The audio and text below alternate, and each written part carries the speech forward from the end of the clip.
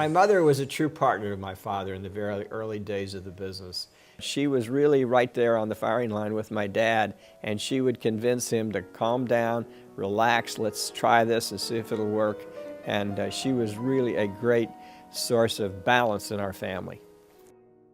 She was sort of the velvet glove that covered the strong, firm hand of J.W. Marriott, and not only covered it and made it softer, but often controlled it. My mother married my father when she was 19 years old. She just graduated with honors from the University of Utah. You know, they started out, this new A&W restaurant only had one item on the menu, and that was nickel root beer. So they started talking to their customers and said, what do you want? And they found out Mexican food was pretty hot thing at that time.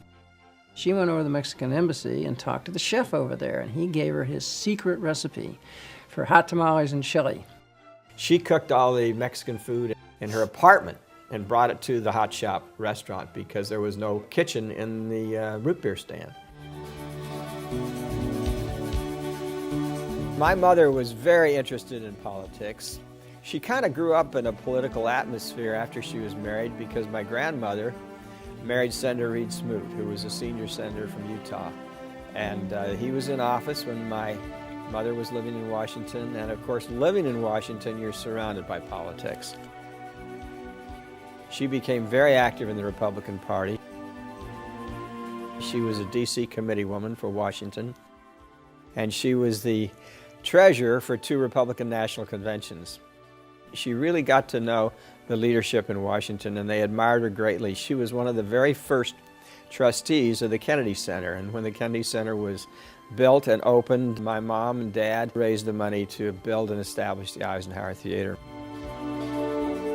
She was a very, very important part of the founding of our business and the community affairs and relationships that went on after.